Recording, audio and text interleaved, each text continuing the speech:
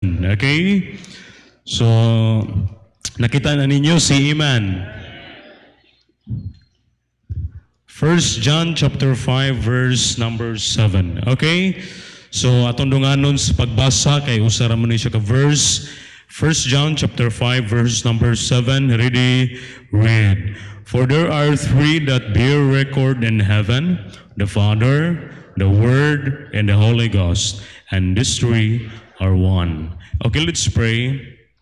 Amahan namong langit nun, Diyos ng laming gamhanan, gidaay ka na mo pasalamatan this morning, O God, sa imong kayo, sa imong kinabuhi. Salamat, Lord, sa protection, sa matag-usha nga diin, nakaabot ni ining balay tigumanan, nga walay kakulian. Salamat, Lord, nga ikaw padayo, nag-sustain ka na mo, nag-auban ka na mo. Salamat, Lord, this morning, I pray, ilabi na Ginoo sa pagtudlo sa imong pulong. Nag-pray ka umahan na imong gamiton sa kahibulungan nga pamaagi, let the Holy Spirit Ginoo nga magagiya every word nga mugawa sa kumbaba nga makapa-edify sa mong katawhan nga masabtan Ginoo gikan sa bata hangtod sa hamtong Ginoo nga Kristohanon Ginoo ang imong pulong amahan. Busa Lord, una sa tanan, kami nangayaw ka pasayloanan sa mong mga sala nga nabuhat Ginoo nga ikaw wala malipay ug si miyamahan pinagi sa mong bililon na dugo nga giulak nga to sa cross. Busa Lord, this morning gi-claim na mo na kang kadaugan di alamang si mo ang ngalan sa ngalan ni Jesus. Amen and amen. Magkapanglingkod, I hope nga naana mo'y ballpen o notebook para makatake note mo para every Sunday makakonekta sa tuwang lesson. Okay? So this is my part 3 sa tuwang lesson, may tungod sa biblical way of salvation. So I have only 3 Sundays left. So nag-ihap mi kay puli-puli manggod mi og tudlog Sunday school. No? Blessing kay na nga lain-lain na po klase nga ang muluto ba. Okay? So agig review para makakonekta sa itong lesson. Agig review. Okay, point number 1, the meaning of salvation. So salvation, it is the effect, malampuson nga epekto. And then the meaning of salvation, the twofold implication. Twofold implication that someone or something needs to be saved, that someone is able and willing to save. So ingon nga manluluwas, kinahanglang mutuman sa duha ka kinahanglanon. Una, kinahanglan nga makaluwas siya. Okay? And then number 2, kinahanglan nga andam siya sa pagluwas. And then point number 2, the source of salvation. Okay, so Jesus Christ is the source of salvation. He meets both requirements. So, sa mga requirements, He is able to save. Amen? And then He is willing to save. So, wala siya napugos lamang, but He is willing, both pasabot, ready, eager, or prepared to do something. And then, point number 3, the false hopes of salvation, no, mga bakag ka mga pagtulunan may tungod sa kaluwasan. Salamat nga nakabaluta sa kamatuoran that salvation is only by faith, sumala sa Biblia. Amen. But ang mga mini nga mga magtutudlo, mga kalainan nga mga sikta karon, gitudlo nila ang false hopes of salvation. Una na ni ana, they teach that salvation makakaangkon tag kaluwasan through education, no? Church membership, good works. Pala ko sa next slide. Okay? Good works. And then baptism, keeping the law, and sincerity. So mauni nga mga ilang gitudlo, may tungod sa kaluwasan. Okay? So salamat nga nakabaluto sa sakto nga pamaagi, the simple plan of salvation. And then number 4, the threefold method of salvation. Salvation is always by blood. Amen? And then salvation is always through a person. So ang tao matawag ni mong person if naan niya nin tulo, intellect, will, and emotion. Okay, letter C, salvation is always by grace. So kini nga grasya, giunahan sa pagtuo sa makasasala. And then kini nga grasya, gisundan sa kalinaw sa manluluwas. And then number 4, dirita may hunong, no? Number 4, dirita may hunong nga punto, the work of the Trinity in salvation. Mao na sa verse nga ato ang gibasa, never na to makita sa Bible ang gisulti gyud nga word nga Trinity. But ang pagkatulo sa Dios makita na to sa Bible. Amen? So sumala sa verse nga atong gibasa in 1 John chapter 5 verse number 7 that there are three that bear record in heaven, the Father, the Word, and the Holy Ghost. Okay? And these three are one. So unsa may ilang trabaho? Okay, letter A, the Father's work. He designed the plan in eternity. Buot pasabot, design, buot pasabot, siya may nag-arrange. Okay? Ang blueprint na niya. Ang layout na niya. And then the Son's work, okay, which is the Lord Jesus Christ, He discharged the plan in the fullness of time. So buot pasabot discharge, sent out, siya may gisend out. That Christ would partake of flesh and bones. Okay, muna na siya, nagpakatao siya. And then number 2, that Christ would die for the sins of the world. Now, kuha tayong mga verse in John chapter 1 verse number 29. The Bible says, the next day, John seeth Jesus coming unto him and saith, Behold, the Lamb of God which taketh away the sin of the world. Amen? So we have a clear passage sa Bible, okay? And then 1 Timothy chapter 1 verse number 15. This is a faithful saying and worthy of all acceptation that Christ Jesus came into the world to save sinners. Amen. Salamat kita nga nakaangkon ta og kaluwasan. Pinaagi lamang ni Jesus na sayra na to. Siya ang nagbayad dito sa cross sa atong mga sala. Okay, in Romans chapter 6 verse number 10, for in that he died unto sin once. Makausara. Amen. No? Makausara. Nili sayop gito sa una nga atong ginabuhat nga magpapinitensya, no? Magpalansang kunuhay sa cross. No? Palansang niya pagkahuman og maibot ng lansang maadto rin sa tindahan, painit siya sa lawas, inom sa tag Red Horse, no? Dito mao sa una, no, si Kristo namatay sa makausa. Amen. For he died unto sin once. Okay, so and dito, letter C, the Spirit's work. Sa may function, no? Sa may buhat, trabaho sa balang espiritu, mahitungod sa kaluwasan. Okay, the Spirit's work, declare the plan daily. Okay, so, dyan naman kayo maklaro, no? So, sa next na itong point, nagkidag ko na ako nagamay. Okay, so, buot pa sa buhat ng declare, siya mo nag-advertise, siya mo nag-announce, or siya mo nag-proclaim. Okay? So, number 1, no? Propagate, siya may nagpropagate or nagpagpasanay. Muna yung ng Biblia, 1 Thessalonians chapter 1 verse number 5, but also in the power and in the Holy Ghost and in much assurance. And then number 2, conviction. Siya may mag-convict every person, ilabi na sa ikaw magsulwining ka, no, na yung mga tao nga may encounter nimo, masulwining nimo, na yung mga Kristohanon nga na bago pa nakabalaw sulwining bag ang mulang tawon, ang importante madil lang gyud ang simple plan of salvation, no, kay namo giuban nga maay kay mosulwining nga ang gisulwining niya mohilak gyud, no, makahilak gyud ba? Ipangutana, Brad, ganong ning hilak man ka, Brad? Pastor, natumban man gud akong ingron, anila na, no, grabe pag-explain ba, pagpasabot ba, no, pero mulang tawon, it is the work of the Holy Spirit. No, siya may mag-convict, okay?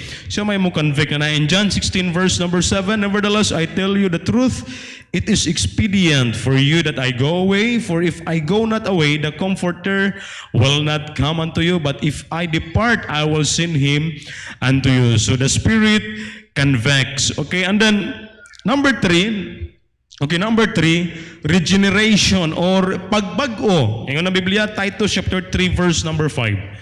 Not by works of righteousness which we have done, but according to His mercy He saved us by the washing of regeneration and renewing of the Holy Ghost. So, buot pasabot, regeneration, adunay bagong kasing-kasing. Okay? Or the Christian life of faith starts with being born again. No, regeneration is a vital part of this. No, mabag-o ta ba? Okay? So mabago ta usa na sa mga trabaho sa Holy Spirit. Okay? Regeneration, buot pasabot, reborn, or renewed, restored, or redeem, no? To make over, to generate again, no? To reproduce, renewal, or recreation, to be born again. Man, always remember, the moment nga naluwas ta, dili na ta pareha sa una. Atong karaan nga kinabuhi. In 1 Corinthians chapter 5 verse number 17, no, usa na kita kabag-o nga binuhat. No, mo na every time nga makakumitar tag sala, every time nga mobalik kasi mong binuhatan kaniadto nga murag matintal pa ta sa mapula nga bino, nga murag nindot kayo labi na gipaningot, no, ang readers kapanipa, makonsensya gyud ta. No, makonsensya ta kung tinuod ka nga luwas. Amen.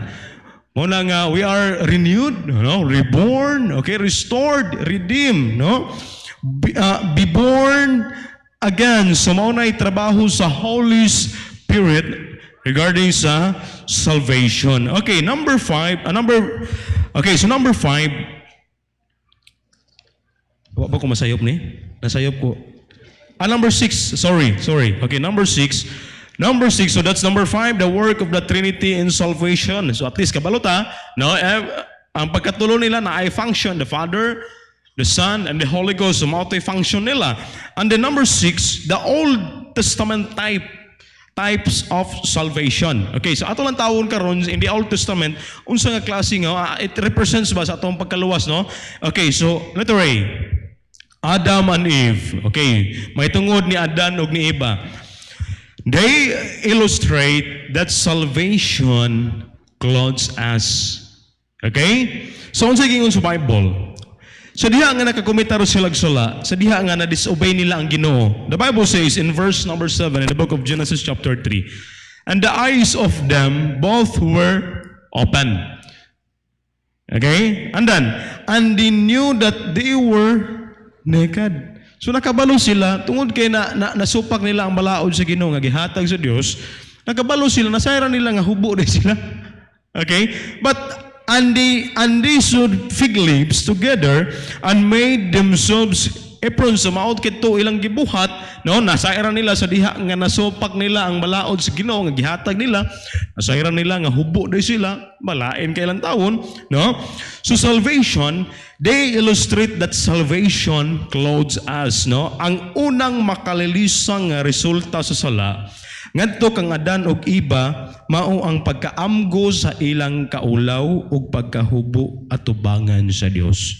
Pero bisan sa ilang kahimtang nga nasupak nila ang sugo sa Ginoo, wala sila gipasagdan. Wala sila gipasagdan. But the gracious Creator then forgave and clothed his two sinful citizens in Eden. No, in verse, okay, next slide, okay. In verse number 21, and to Adam also unto his wife did the Lord God make coats of skins and clothe them. No, in Revelation, kay mo lang tawon, in Revelation chapter 3, verse number 5, he that overcometh, the same shall be clothed in white raiment, and I will not blot out his name out of the book of life. In Luke chapter 10, verse number 20, sa diha nga gidawat nimo si Kristo, your name is written in the book of life. Written, ginasulat ang atong ngalan sa libros kinabuhi. No? So, the Bible says, I will not blot out his name out of the book of life. Salamat nga, bisan tuod makasulat no, kaya di malikayan nga makasulat, tatawo ra magid ta, no? Salamat nga, wala po'y buguyon ito sa langit ba, nga mo erase itong ngalan. No? Salamat na, wala erasure dito. No, kung makasala, erase. Wala. No? I will not blot out his name out of the book of life. No? So, ang kuyawan ang pinakapait, dugay na tanang simba, no? Pag mga tubang ta si Ginoo, pag pangita, unsay ngalan nimo? Tapulano. Pag yung pangita dito, uy, wa man nimo ngalan. Wa man ka marehistro. Parehara kod anang magbutar ka ba? Nga nag-adto ka dito alas 4 kadlawon, nakabutar ka alas 4 sa hapon. Pag duol nimo dito sa lamisa, pag pangita si mo ngalan, for example, ang ngalan, Lloyd Onrihas. Pero tayong pangita dito, pila ka oras, no? Hapit sa kadlaw ginulat. Pag pangita dito, ay sir, wa man ka marehistro dere.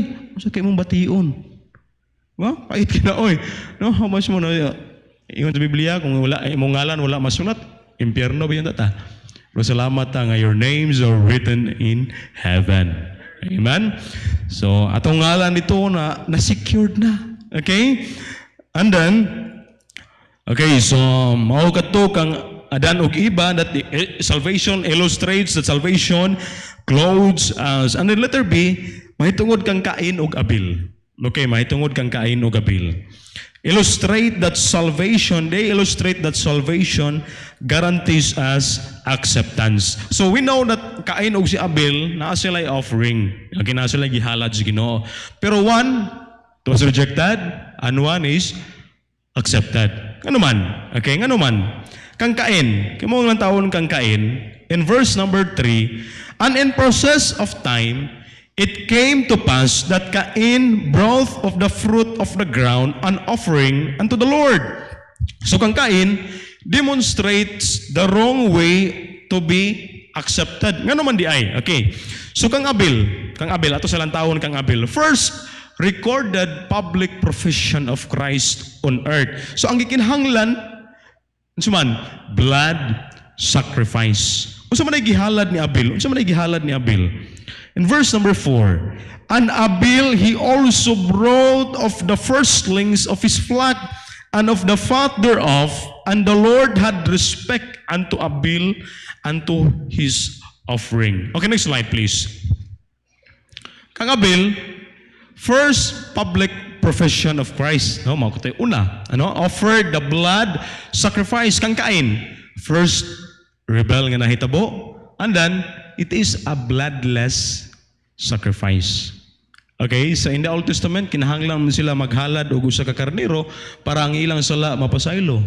So it's why ng tawon, it needs a blood sacrifice. So ang halad ni Cain, it was rejected. Okay? And then the ark and the Passover. Okay, the ark and the Passover. So they illustrate that salvation protects us from God's wrath. Okay, now in verse number 1 in the book of Genesis chapter 7, and the Lord said unto Noah, come thou and all thy house into the ark, for thee have I seen righteous before me in this generation. So before ang judgment sa Ginoo gipanaog niya, iya pang gisafety ang iyang mga katawhan. Gisafety pa niya ang pamilya ni Noah. Okay, iya pang safety. And then in the sa Passover, kamo lang tawon in Exodus chapter 12 verse number 23. For the Lord will pass through to smite the Egyptians, and when he seeth the blood upon the lintel and on the two side posts, the Lord will pass over the door and will not suffer the destroyer to come in unto your house. Unsa may buot pasabot na ni? They illustrate that salvation protects us from God's wrath. So the unprotected, okay, palago sa next slide. Next slide please, next slide. The unprotected will be subjected to a future judgment wrath. Okay.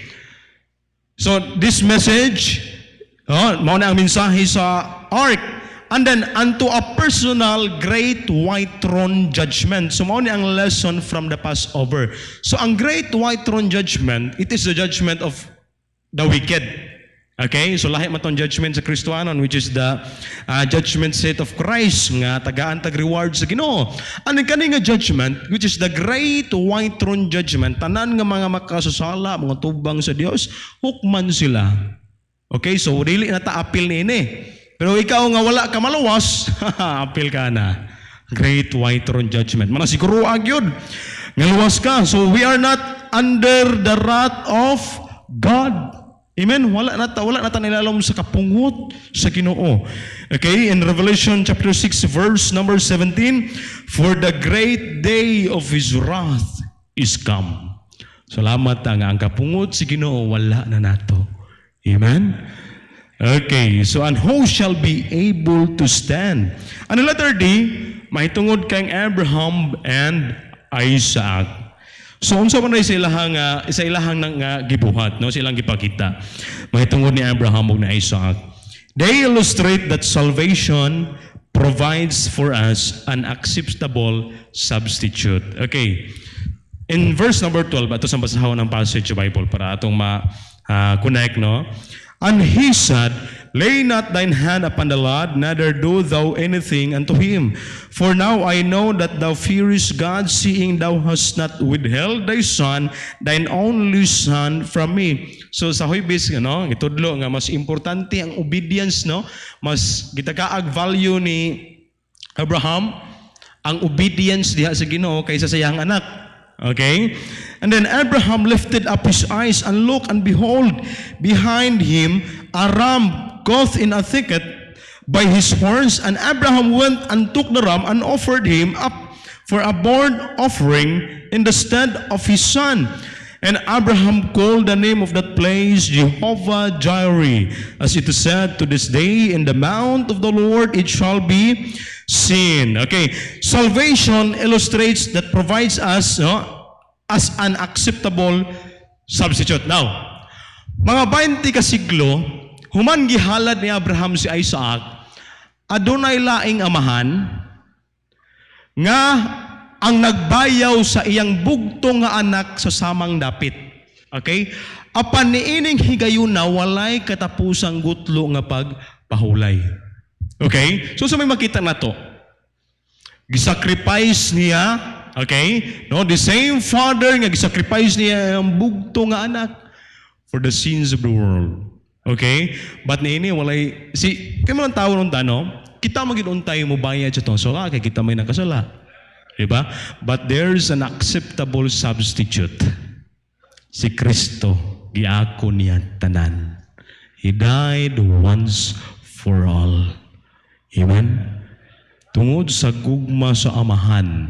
Okay? Tungod sa gugma sa amahan nga rin kanato.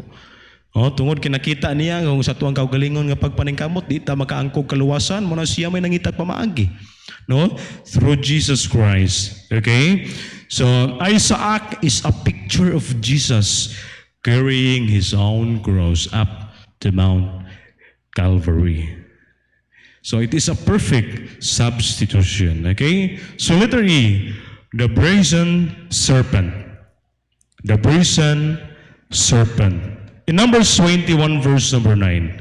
And Moses made a serpent of brass and put it upon a pole. And it came to pass that if a serpent had bitten any man, when he beheld the serpent of brass, he lived. So this time, kani nga panghitabo, it illustrates that salvation cures us. Amen? So napa mo diha? Okay. Now, ang tawag na to, ato ni Mas Pason. Okay. Now, naay mga similarities niyan palago sa slide. Next slide please. The similarities between the bronze serpent and Christ died on the cross. Next slide please. Okay. Both were raised up to save man from death. Okay? And then, both were raised up to save man from snake bites. Both spoke of sin on the pole. Both spoke of judgment. Both demanded faith. Both provided free salvation. So makita itong similarities. Okay? Sa brazen serpent, okay, sa time ni Moses, o sa paglansang ni Kristo dito sa cross. Okay, makita na itong similarities. Nadia. Okay, so paspasan doon The tabernacle, they illustrate that salvation restores lost fellowship. Okay? Subot pasabot na ang lost fellowship, ang fellowship nga naputol tungod sa sala, nabalik. Okay, nabalik. And then, in Psalm 23 verse number 3, He restored my soul. In John chapter 1 verse number 12, it is the father and son relationship. The moment nga gidawat nimo si Kristo, nahimo kitang anak sa Dios, subot pasabot the relationship nga naputol nabalik diha sa Ginoo. Okay, through the Lord Jesus Christ. And then, okay, so mahitungod kang naaman. Okay, naaman the last. Okay, mao ni the last.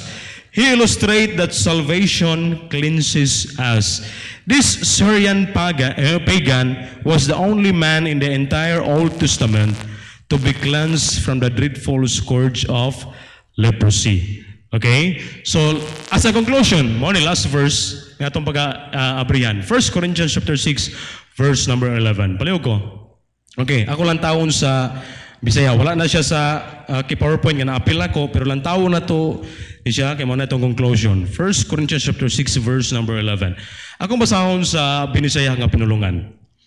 Ingon dari, og ingon niya na kaniadto ang pipila kaninyo, apan kamo nahugasan na.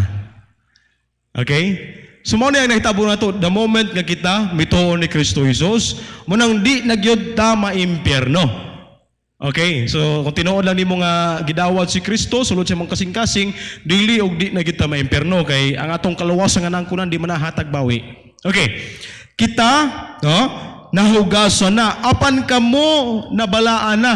We are declared holy, we are declared righteous in the sight of God. Okay, that's the righteousness nga gisulob nato nga ang pagkamatarong ni Kristo naa nato. Okay, and then apan kamo gimatarong na diha sa ngalan ni Ginoong Jesus. Amen? Dili sa baptis. Dili sa atong mayang binuhaton. No? Pinaagi lamang ni Kristo Jesus. Amen?